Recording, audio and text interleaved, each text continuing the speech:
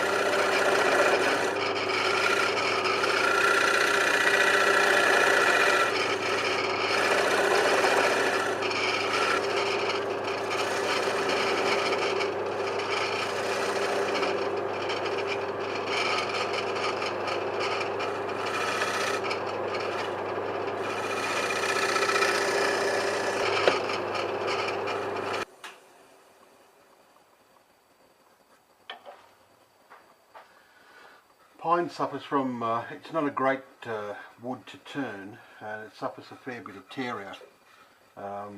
So we'll do our best to clean that up, but what I can't get out we'll hit with a sandpaper to make as smooth as we possibly can.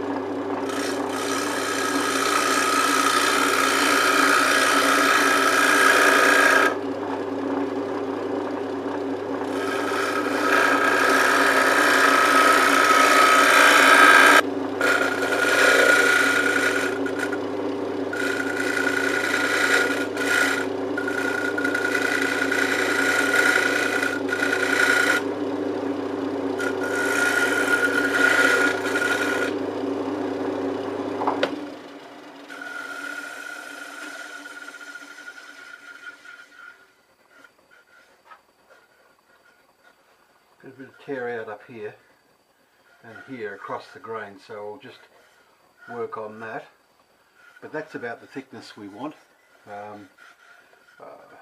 or that's as close as we want to get to the top edge anyway, because we're going to, obviously we're going to turn this around, but we're going to finish this side completely before we turn that around.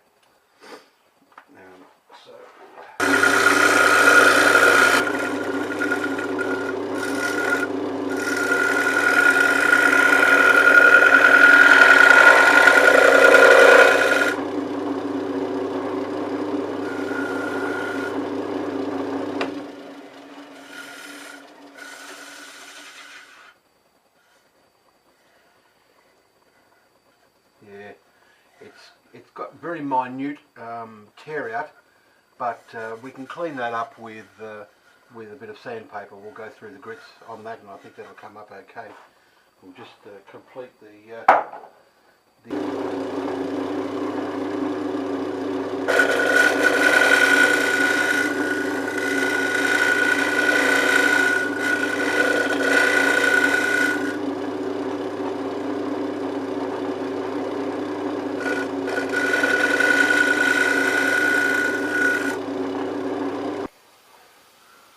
Okay, we're starting off with about a 120 grit, and the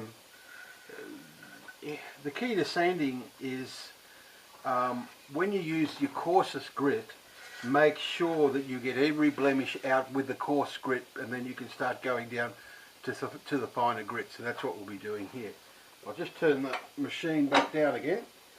It's a lovely old machine, very, very heavy, very stable, this old lathe. But it is a belt speed. It's only got 3 speeds. I reckon it's probably about 700 would be the lowest speed, which is what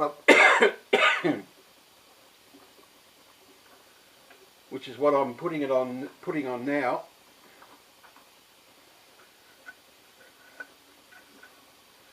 And so yes, it's probably about 700, 1500, and maybe about 2,000, 2,500 other speeds on it. So when we're sanding, we bring it down to to the lowest speed, and yeah, we'll attack this with a bit of 120 to start off with.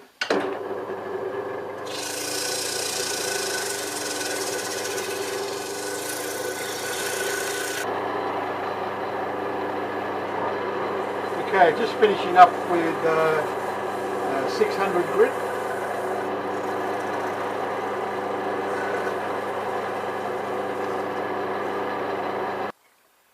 I don't know whether you can now see the finish side of the platter. Now, again, as I said, what we'll do, we just put a little bit of paper in there and to seat that once.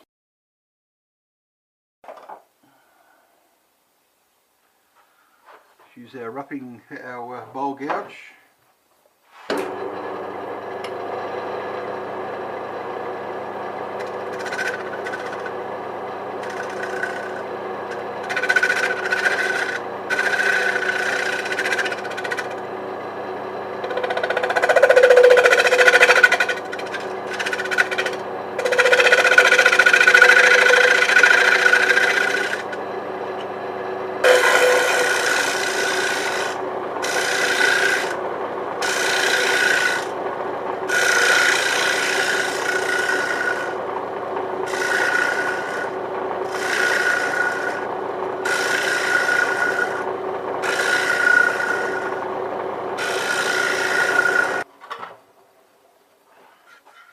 Okay, at this point, we've just almost taken out the point of the drill bit that we used, and we're probably coming down about 1/4 of an inch. Now remember, we've only got 3/4 of an inch to play with on this bit of pine to start off with, and we've recessed in the back probably 3/16 to or 3 mil, 4 mil. So we're probably left with around about 5 or 6 millimetre in here, so I can afford to take up to another millimetre or 1/16 of an inch off in the centre, and then I will create a line out here for the frame of the platter, and then we'll square that base off and get it nice and get the finish nice in there. So we'll continue to rough up this.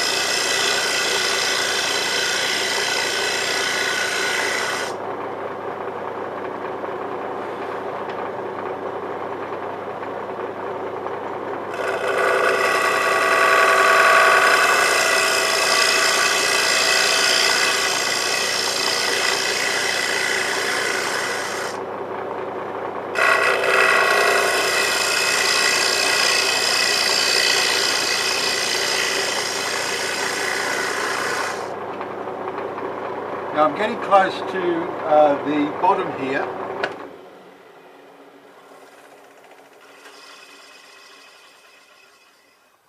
We're getting close to the bottom that we want, but we've still got a fair amount of meat out here, probably on the high part of the ridge here we've still got about 8 or 9 millimetre, just under half an inch. As we drop down in here, we'll probably come in about 5 or 6 millimetres. So we still got a goodly amount of meat in there. So now I've just got a little dip in there. I'll probably change to something to start to giving a better cut, or indeed shear cut on this to start to give us a better finish.